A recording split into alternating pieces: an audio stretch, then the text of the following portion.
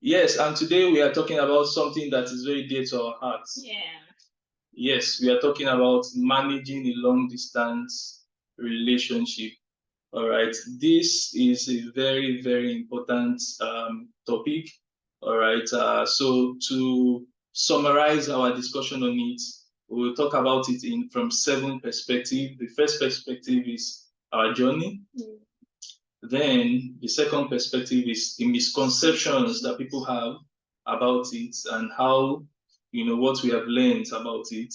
Then we dive into ideas, strategies to manage it if you are in it. And I just need to say this, that almost everyone is going to experience it at one point or the other. So it's either you're prepared for it or you learn it while going through it. All right, then oh, I can see Pierre. Pierre, I greet you. All right. Then communications. So we talk about the strategy. There are 4 strategies. Please, you don't want to miss this. This is life changing. This is like very personal to us because we're going right through it, and we see people that were not able to make it out of it when we wrote the book. So it's like a very, very dear topic to our hearts. All right. So our journey. How did it all start? I think there are 3 types of long distance relationships. So you want to talk about? Well, the 3 types that I know of is the proposal phase, right? Yeah. Then the dating phase, and then the marriage. That what we're trying to say is you can experience long distance relationship. Please, I hope you can hear me very clearly. You can Mrs. V is still warming up. When she is done now, she will want to stop. You can experience long distance relationship at this particular stages. It could be during your when you're in a relationship, when you're engaged or something, or when you're dating, or when you're in marriage. I think I made a mistake. When you're at the proposal stage, then when you're finally dating or when you're engaged, and then when you're in marriage. Those are the 3 stages where one can experience long distance relationship. All right, and to put it into more perspective, all right, there are some people they met online, they haven't met physically. That's still long distance relationship, all right. Yeah. While there are some people they just met briefly physically, all right, but there's no strong physical connection. That's still another type, all right. While some people they've always been very close friends before the long distance thing happened, all right. That's still another. But of all these, all right, I think where we belong is we're friends before, all right, before the long distance thing happened to us, all right. But then we talk about, the principles we'll be talking about applies to every one of them, all right. But one thing that I want to say, even as we go to the next thing, all right, which is our journey, all right, is that long distance relationship is like a plant, all right. Now, the chances of a plant that is transplanted surviving is dependent on a lot of things. So you can't practically say that because this couple are doing their long distance well, it means every other person can do it very well. It depends on the people in there. Exactly. So there's work to be done. All right. So if you're up to the task, good. But if you're not up to the task, then you may want to probably consider some of the things that we're going to talk about. All right. And we would like to mention that it's not originally God's plan that relationships, especially marriage, it's not in the original God's plan that marriage should be long distance, but there are inevitable circumstances. So in those situations, there are things that can be done to manage it. Yeah. Yeah. Yes, and I also want to add that which leads us to the second point, which are misconceptions about long distance relationship. All right, it will be surprising, all right, that when we wrote the book, we interviewed almost like 10 to 15 people, and our findings are quite interesting. Yeah. But one of them that I won't forget is the fact that some people actually love long distance relationship. I don't know why they love it. I don't know why exactly, but well, maybe love is a strong word. Yeah. But some people like it, they don't mind. They feel, well, it gives them their space. And then some people feel, well, it makes them what's it called now? Discipline. Discipline and abstain, from probably sexual temptations, knowing that, oh, I really like this person is so much around, then probably I might have to compromise on some of my principles and stuff like that. But the danger in that is that when you eventually get married, or when the long distance eventually becomes short distance, you might not be able to cope well. Yeah, it might be so strange that, okay, this person is always in my face, this person is always in my space and stuff like that, because you've not been able to manage how to live together with someone, or how to accommodate someone in that sense. Yeah, and another misconception, or something that is quite strange, is the fact that and I think this is one of the disadvantages of long distance relationship, is the fact that it is possible for only one person to be in the relationship. You think you are in a relationship with someone that is long distance, and the person you are calling, the person you are having the normal guy dating, courtship, relationship with that person, only for you to just find out one day that the person has since left you in the relationship, but you are just there by yourself, not knowing, that they are outside it already. This is a true life. Sure. I mean, it has happened many times, and someone also shared a personal experience in the book. All right. So another thing is that there's also, it's not just physical distance. Sometimes couples are living together. All right. I mean, they are married. All right, or they're in the same geographical location, but then they have emotional distance between them. Yeah. Now, I must say that emotional distance may even be a bigger threat than physical distance. All right, so I believe that the things we'll be talking about here, all right, would also be addressing most of them. And again, globalization is real. Technology has come to stay. So these strategies are things that we're going to need. All right, we're going to need it. I mean, even if we are together in the same place, sometimes, in busy cities, all right, where you have to probably leave, go to work by 5 a.m. and come back, in the night, and you don't get to see yourself. All right, that's practically almost like a long distance, right? That's the assumption people have when you say, long distance relationship. People just assume them were in different locations, probably in different continents, or in different cities, or in different town, or whatever it is, or in different villages, whatever it is, But the truth is, it's not just about the location. It's possible to be in the same location, probably in the same city. Let's not go too far. Maybe you're not in the same house, but probably maybe when you're still dating, you're not yet living together, but you're in the same city. But at the end of the day, you get to see maybe once in 2 months. That's a long distance, because maybe probably because of work, you both are really busy, and you just get to see once in 2 months, or even once in 3 months. That's a long distance relationship, even though you're in the same city. So, and then even for marriage, like you said, you can be emotionally distant from one another, such that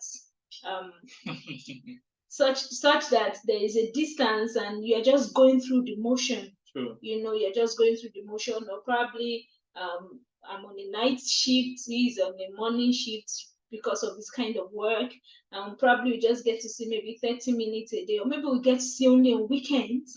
And that weekend you have things to sort out, about the children, about house bills and stuff like that, and you don't even get to spend time with one another. You just go through the motion and sort out things during the weekend. That's practically a long distance relationship. Yeah, so thanks for that. So the idea here is that at every point in time, you can check the health of your relationship. Exactly. All right, whether it is long distance or short distance, you can check the health of your relationship. So if you're in a relationship now, with everything we've said, where do you fall in? All right, so and again, I would say one of the real goals of a relationship is intimacy. All right, intimacy to get to have friendship. All right, And the length and the quality of your long distance relationship, I mean, the things that come out of it, the output of it, and how long it is in terms of the time it takes you guys to unite together, all right, is dependent on a lot of things. And those are some of the things we'll be talking about, all right. And the quality of friendship that you have in that time too can affect your life, all right. It can affect even the future of your relationship, all right. So we'll just be talking about few things that you can use to check the health of your relationship, all right, and there are strategies that you can also apply to improve the quality of your relationship, all right. So I think we have something. Let me just read activities from our book. All right, okay. So the very first one is communication. All right. Now there was something that we experienced during our relationship and I see a lot of people also experiencing it. All right, and that's the fact that you kind of think that when you are speaking with someone on the phone, you think maybe the person is not communicating, especially maybe they are using one syllable answer. How are you? I am fine. How was your day? Good. So it gets so boring that you don't even know if this person is not interested in you, or they have something on their mind, and you ask, do you have anything? I mean, this is something that I experienced. This is something I experienced so many times. And I asked, do you have something in mind? No, there's nothing on my mind. And so fast forward to after we are together, then to marriage, all right, and short distance. I now realize that it is actually the opposite. The person that thinks he or she can talk is actually the person that is learning from the other person that is quiet. All right. So the first thing I want to talk about is to be intentional. About communication. Yeah, be intentional about communication. Don't just allow it to don't give it to chances. Yeah, when we are free we talk. Yeah, when we are free we talk. No, in long distance you have to be, yes, communication is very, very important, even in a relationship generally, but in long distance relationship it's much, much, much more important. So you have to be very intentional in terms of, you set structure, when you get to communicate, how often you get to communicate. How often you get to communicate, and then yes, how frequently. Of course, it shouldn't be, if you're going to be setting structure, of course, don't set structure that you say we'll communicate just once a week. That's too long. Maybe once in 2 days. I prefer every day, because you have to be in the know-how of what's going on in your partner's life. That's very, very important. And then set structure, especially for time when you're busy. You need to set structure. There was something that happened to us. Of course, in our long distance relationship, we're always talking every day. Every day we're always talking, and then, okay, sorry, before I share the story about being intentional, the mode of communication. Now the engine is okay. Now the mode of communication is also very important. Depending on where you are, do you prefer video calls? Do you prefer audio calls? Do you prefer chats? Of course, it shouldn't be limited to just chats. At least audio calls is very important. So the mode of communication, you have to be intentional about that. So I was saying, for us, we're always talking every day, video or audio, but there was a particular time I got really busy. I was working and I got really, really busy. And prior to that time, we were really close friends, so I could share anything with him. I was telling him about a guy that was looking interested in me and was disturbing me and stuff. So I was just gisting him and we would laugh about it and stuff like that. Apparently, I didn't know it got to him. I didn't know it got to him. I didn't know too.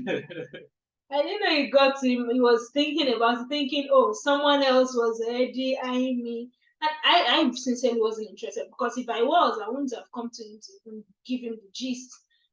So we couldn't communicate for about 2 or 3 days because I was really busy. now it took it the other way, thinking, oh, maybe this guy, I'm already giving attention to this new guy. It's not my fault. Giving attention to this new guy, and stuff like so. That could be the danger if you don't carry your, if you don't carry your partner along every day. Satan can just creep in, and then different thoughts, suspicion, and stuff like that. So one of the goals, thanks for that, babe. So one of the goals of the communication is to eradicate fears, to eradicate suspicions. All right. I mean, to eradicate assumptions. Yeah. All right, because assumptions may become belief system that will even affect how the person communicates with you. And some people, they don't talk freely.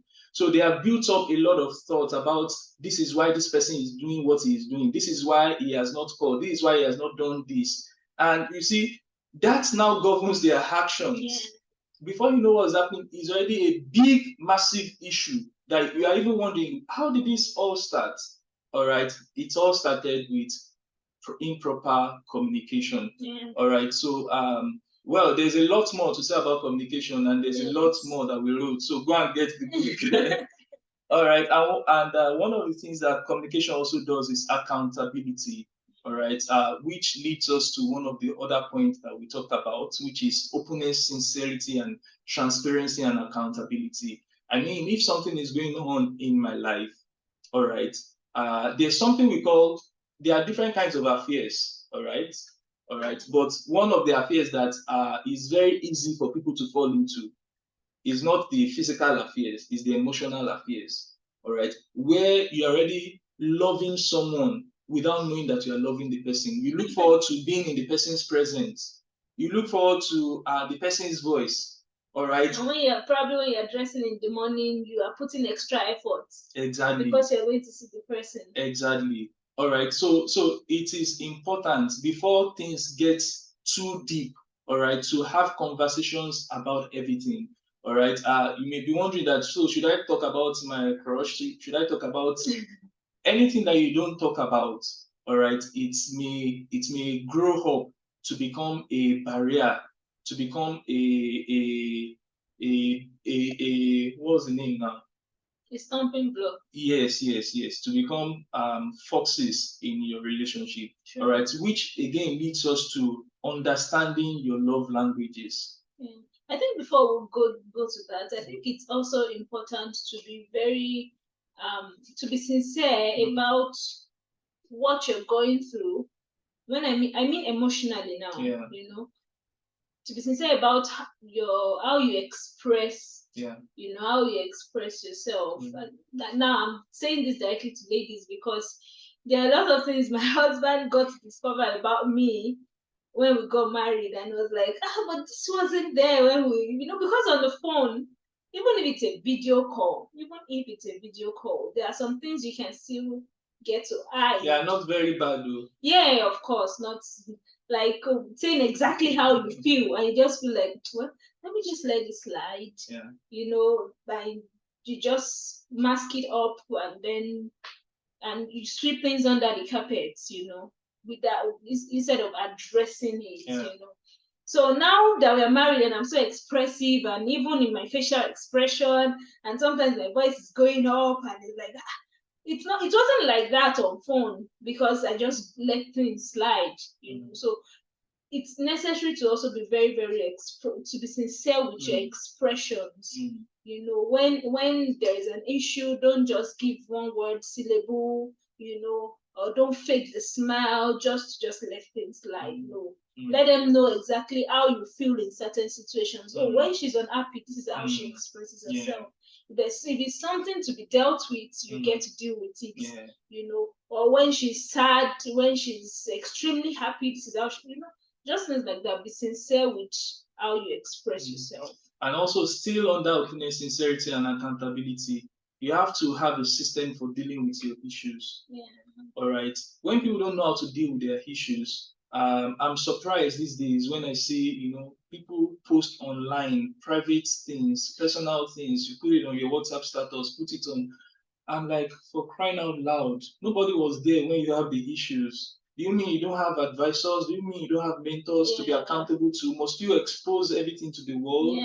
All right. When you expose things to the world, some of them may come in the name of pity. All right, but it's not everyone that is seeing that even have good intentions for you. Some are just waiting to snatch to. They are praying that your relationship will be spoiled so that they can come and reap the whatever it is. Whatever it is. The harvest of the seed you sown. Yes, yes. All right. So still under accountability, issues are bound to happen from time to time. I mean, there's hardly anything, you know, that one couple is going through that another couple has not gone through and overcome. Even to, okay, I won't call names now, but there's hardly anything that you are going through in your relationship that others have not gone through. What is the difference is how the structures we have for handling it. So openness, before it graduates to become a mountain, find ways to deal with it. And when it has become a mountain also, there are still ways to deal with it. All right. Then now coming to love languages and personality differences. All right. If you want to talk about that. This is quite big for me, because I actually think that knowing your love language actually should determine if you can undo a long distance relationship. I believe that long term relationship is not for everybody. If you can't undo it, don't just dive into it. Yeah, that's the truth.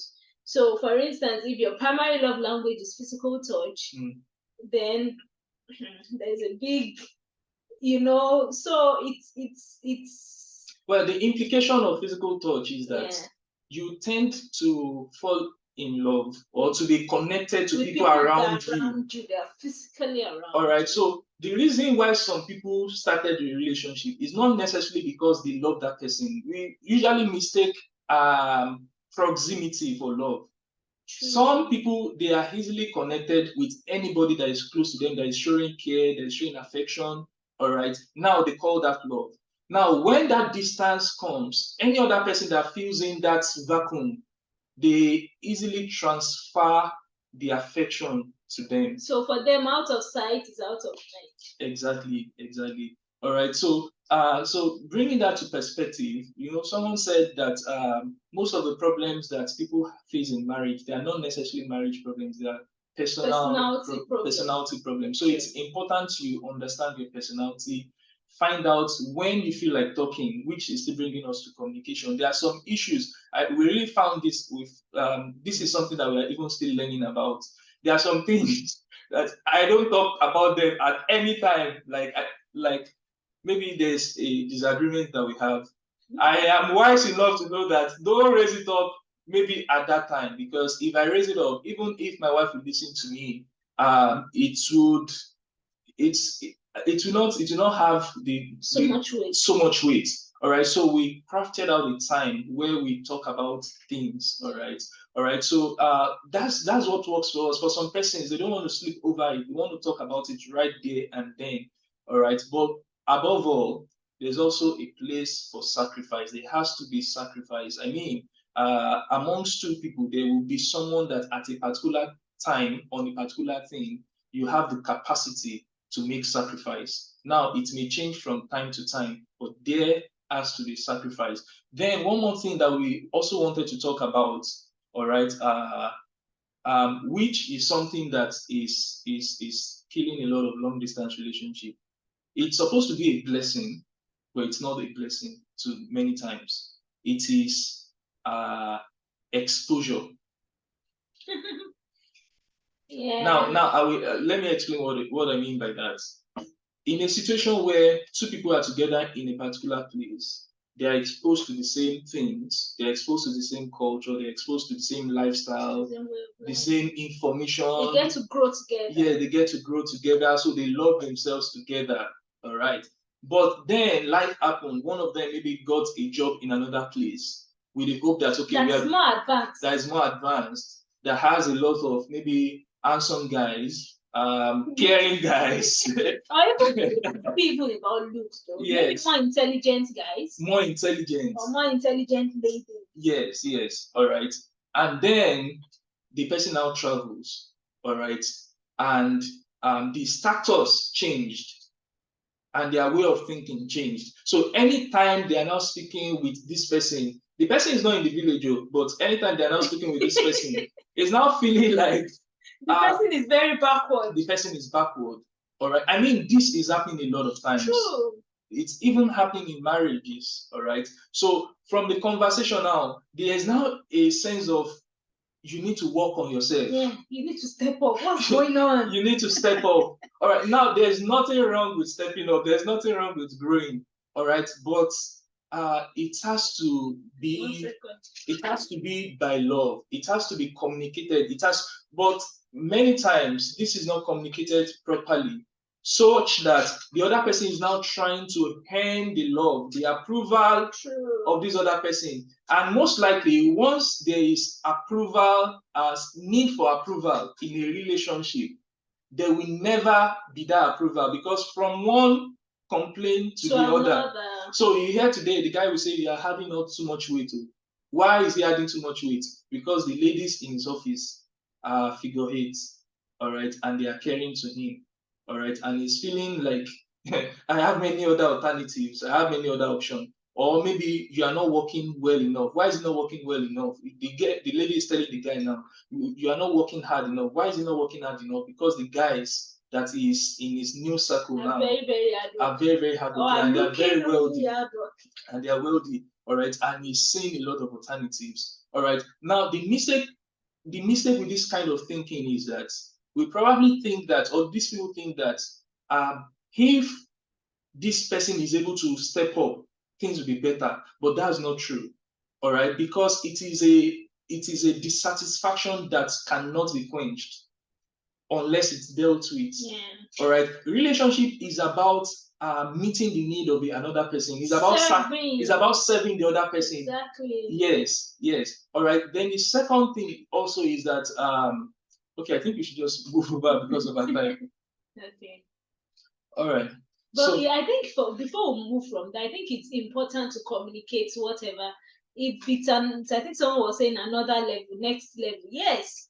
If you feel it's a next level for the relationship, yes, it can affect your partner in a positive way. Yeah. Then communicate it with love. Don't just make the person look less of herself because she's not in the same location where you are, or she's not in the same level where you are. Yeah. You know, communicate with love and let the person understand. And then the person on the receiving end too should be receptive. You know, and not just, is it because you've traveled out? Right. You know, is it because you've traveled out? You know, but we're in this city together. What's the big deal? You know, so love and receptiveness, you know, is very, very important when communicating that. Yeah, so I think the last thing we want to talk about is the place of hope, faith, and love. Sure. All right, because just like Mrs. V said earlier, the goal of a relationship is not to be long distance; it is to be together. All right, and I believe that some of the instabilities that we are seeing in the world today are caused by families that are not together. All right, I mean they are amplified, not let's say amplified. All right, because even families can be together and still cause a lot of trouble. All right, so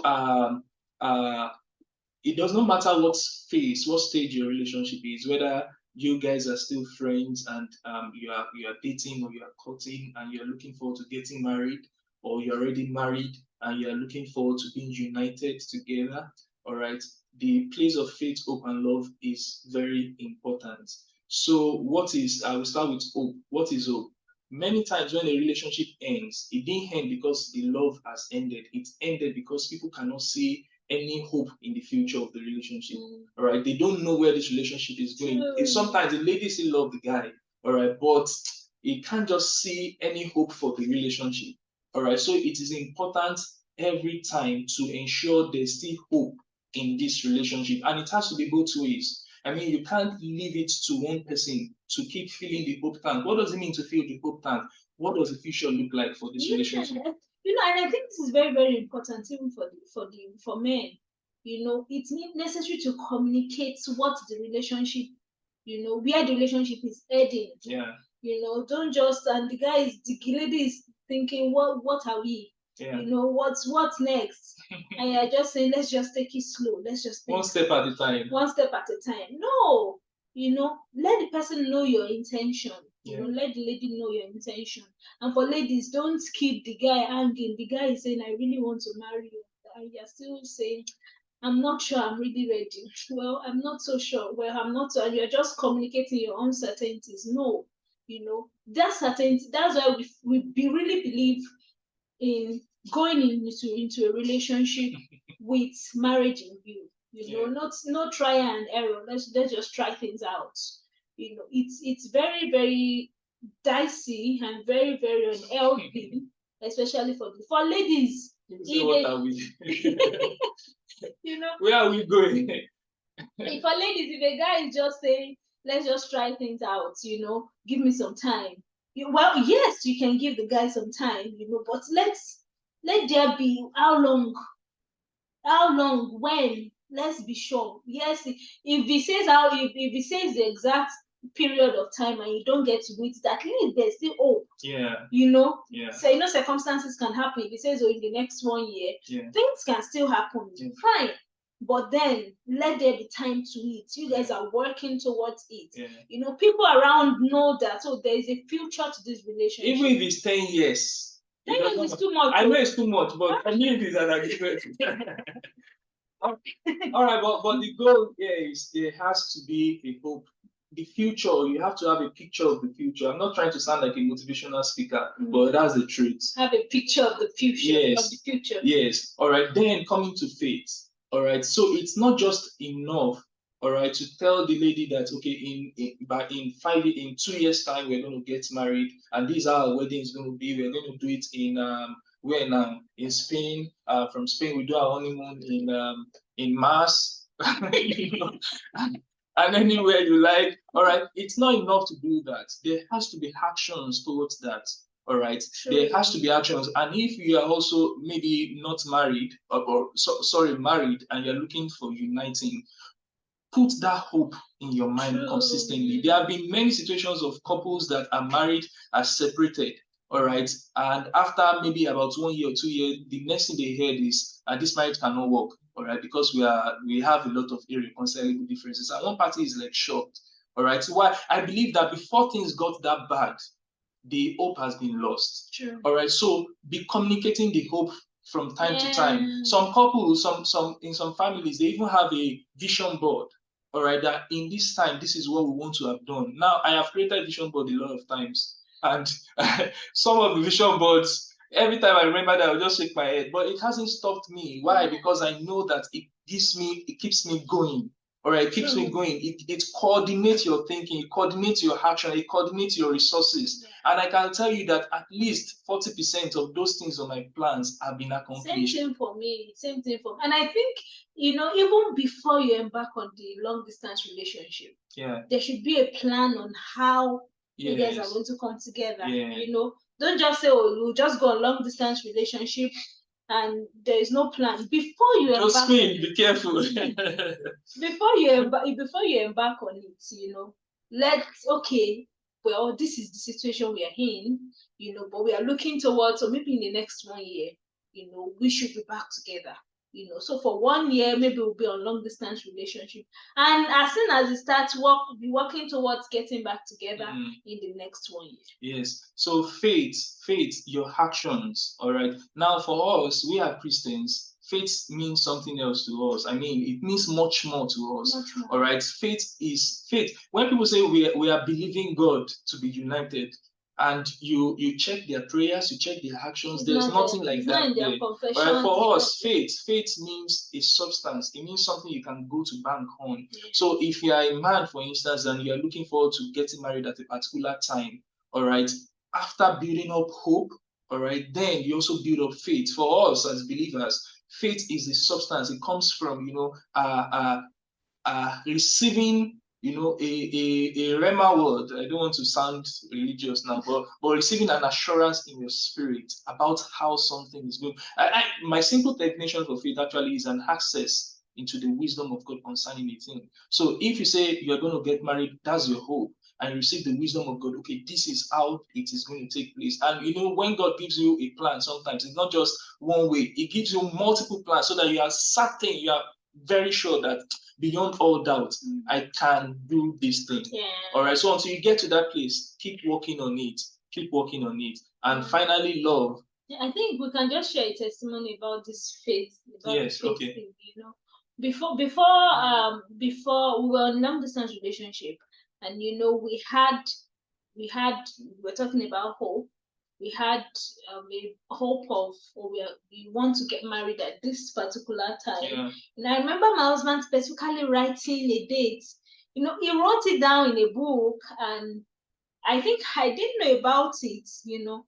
But eventually, when we eventually came back together and we were making plans, a lot of things happened.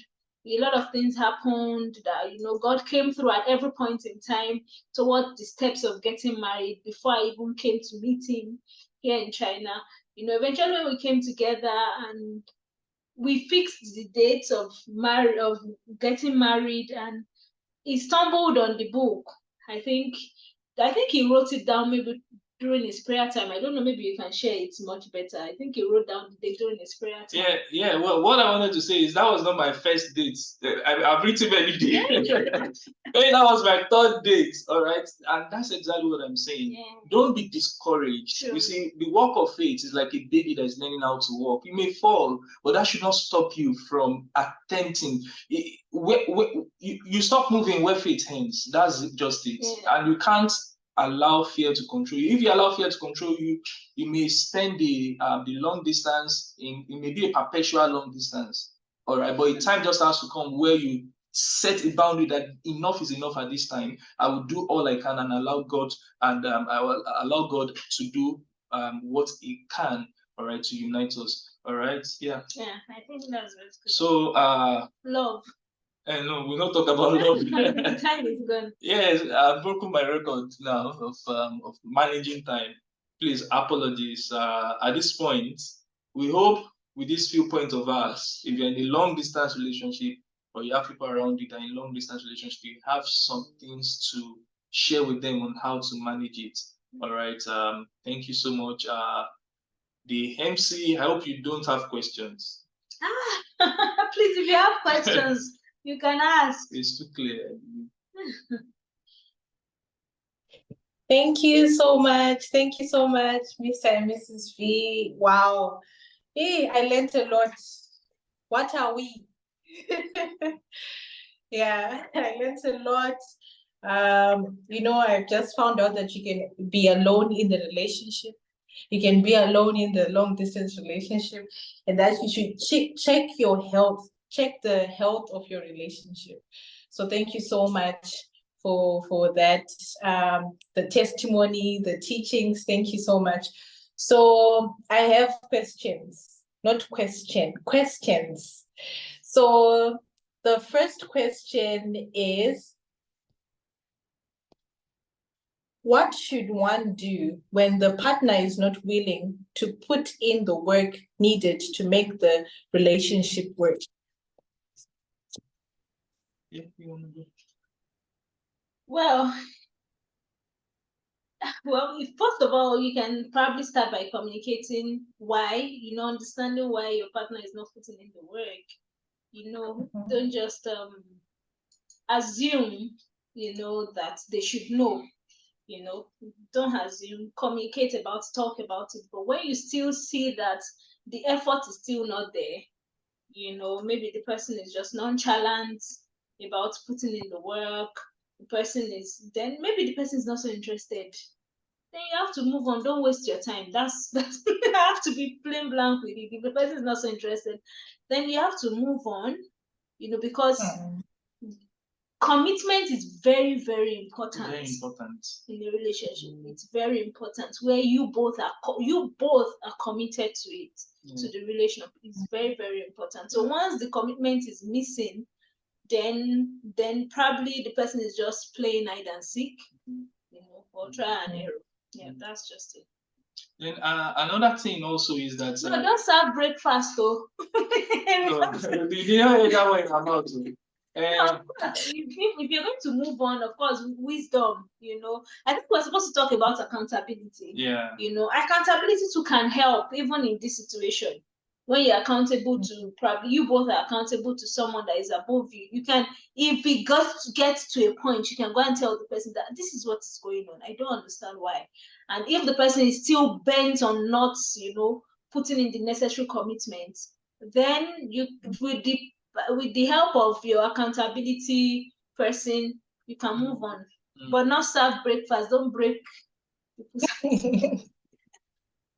Yeah, I think you did justice to that. Yeah, you wanted to say something. No, it's okay. Okay, thank you. I hope that okay, the next question is question 2. How do you deal with the after marriage shocks about your spouse? How do you deal with the after marriage shocks about your spouse? I think you will answer this. Well, the first thing I would say is you are not the only one that is shocked. Your spouse too is shocked. So that question too, we are asking her, how is she dealing with the after marriage shock of you? Because we all have this sense of judgment that this is not what I baggage for. Is that what the person baggage for? All right. Then, having said that, I also want to say this. All right. We have to understand that we are growing, and our decisions reflect our level of growth. So if you meet someone when you are not matured, when you are not grown yet, and you love the person at that level, and you make a decision to get married, after marriage, you now feel you are now exposed, you are now grown, and you want to. The best thing to do, all right, is to find ways of growing together, because someone said a marriage is not successful because you found the right person. It is successful because you made yourself a right person. All right. So we know we write books about finding the right person, identifying the perfect partner, and all those things. That's good. But that's not necessarily the only thing that makes a relationship work, because many people get married to the right people, but they end up having a bad marriage because they are not right. Exactly. And then I think it's really important not to even go into marriage with unrealistic expectations. Yeah. Even if you're going to have anything in mind, your own perspective should be going into the marriage to serve the other person. Not what once I get married, breakfast in bed every morning. What if the person doesn't give you breakfast in bed every morning? Just as a simple example. And then maturity too is very, very important. Yes, the person won't be perfect, totally perfect, but for giving breakfast now. Not everybody. The person won't be totally perfect, but if you're single, it's necessary that at this phase you build up yourself, grow in maturity and stuff like maturity in every aspect, emotionally, spiritually, mentally and stuff like that. But let's just come back to the question. How do you deal with it? All right. The first thing you want to do is to first of all understand that you are there to help. All right. You are not there to be helped alone. You are not there to be satisfied. It's not just about you. Sure. All right. So you are there to help, and every help you help another in marriage is a seed that is planted. All right. And you have to understand that seed, when you have planted it, it is God that determines how it grows. Yeah. So you can't say, I've been doing this for the past 1 week. It is enough is enough. All right. So there has to also be patience. All right. Because many times we enter into relationship to change the other person.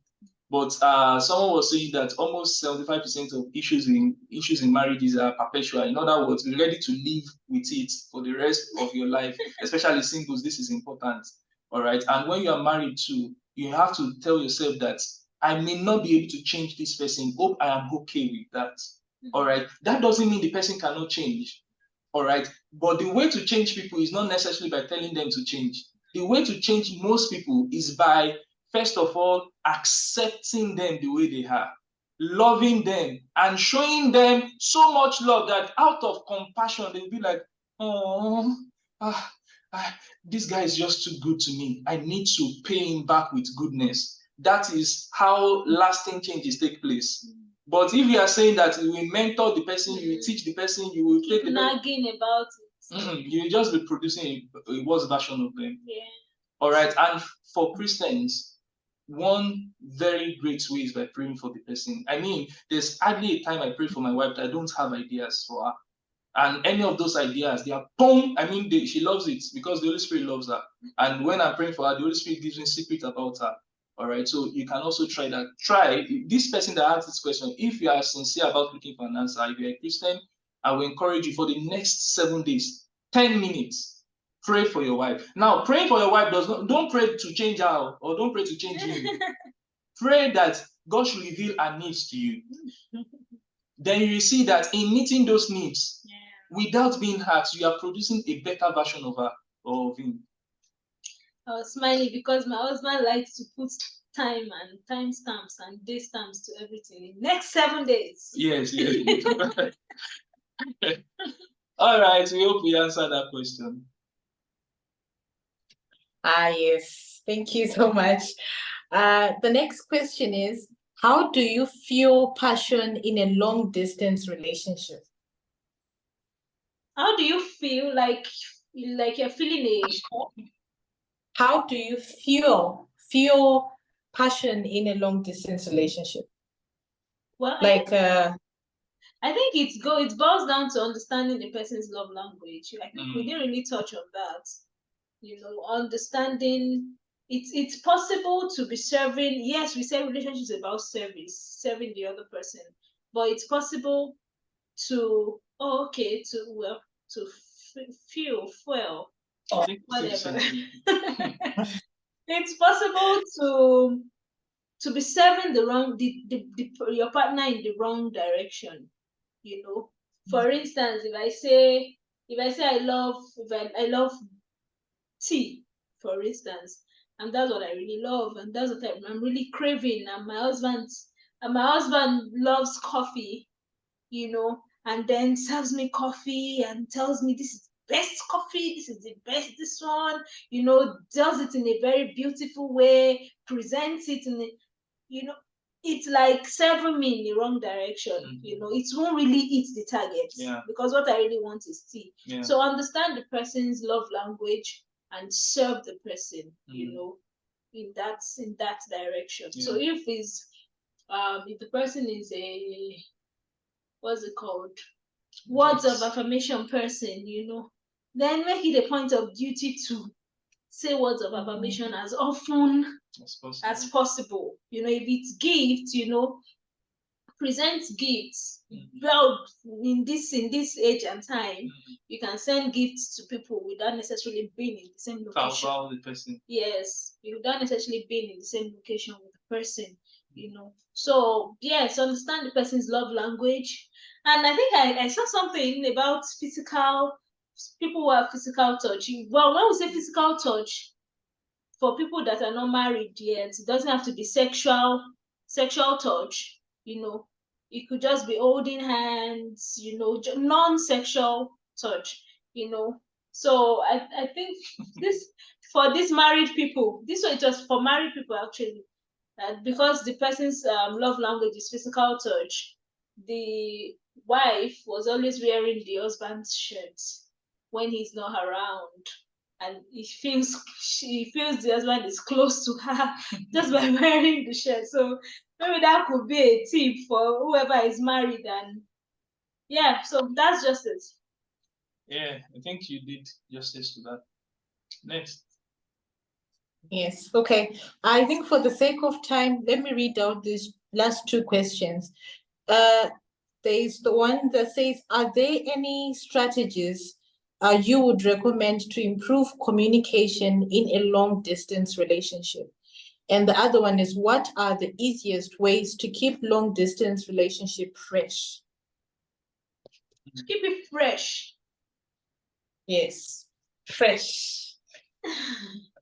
Well, I think I will just use one stone to kill two birds. all right, to be In involved. Sorry, Can I you hear us? said in the comments. In the comments, what happened in the comments? Please, I hope you can. Someone says bath it. Oh, okay. Okay, to keep it fresh, someone says bath it. All right. Well, after bathing it, all right, then also I think it's important to also be involved in the life of one another. Yeah.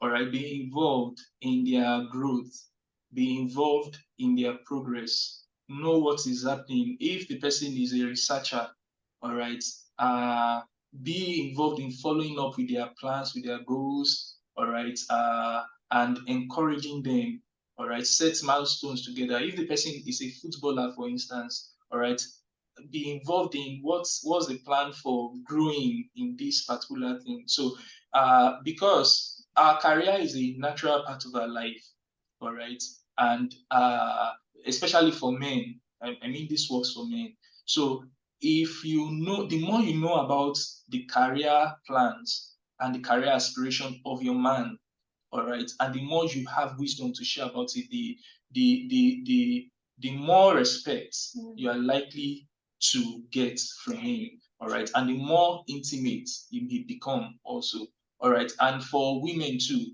know about our fears, all right, because women love security. All right, women love security. Know about our current concerns, and because of the way women are built, they at different seasons, there may be different things that are filling their mind that have been disturbing them recently. And sometimes you may think you have solved it, and tomorrow the thing resurfaces again. All right. So from time to time, know what are the current concerns, all right, and help her to build, a system of growth around that thing. All right. It's still similar to love language, because at the end of the day, you are solving a problem the person considers a problem, and you are solving something that is bothering them. All right. So for me, I believe that alone will help you have more things to talk about, more meaningful things to talk about, and not then, just. Yeah, I think, and then having shared activities Yeah. to also help, because Yeah. one of the things that really helped us, you see, we're talking about Love Umbrella Network, which was formerly Love Umbrella, before we even started our relationship. That was one of the things that brought us together. So doing shared activities together every week, we have a task to do. We have to read up on something, because we have to make we have weekly seminars, webinars, so have shared activities. Now, it might not be as serious as having a ministry in that sense, but things that can invest in the other person or invest in both of you. Have regular books you read constantly, you review, and then of course go out and have fun. But fun, most times it gets boring. You get to exhaust all the fun sometimes if it's not something that can make both of you grow. So I'm more particular about invest in one another, do things that can make both of you grow. Yeah. And finally, talking about growth, there are definitely things that you are going through in your relationship. Every relationship has their uniqueness, peculiarity. There are some, what they are dealing on is discipline. What they are dealing on is to improve their romance. What they are dealing on is probably communication. Build a library around that, and build devotions around that. So you can say, this book, we're going to read a page of it, maybe every morning or every weekend or something, all right? And whatever it is, we talk about it, try to apply it. So yeah, for more, there's still more in our book. Go and get the book. All right. Okay. We have reached the end of our question and answer session. Thank you so much, Miss and Mrs. V. I've learned a lot how to grow together. Thank you so much. Thank you. Okay, now, if you have just joined us, it's not too late. Thank you so much for joining. We're in Sparkles of Love, Season 4, and the theme is Love is Better Than Wine. Thank you so much for joining. Okay, now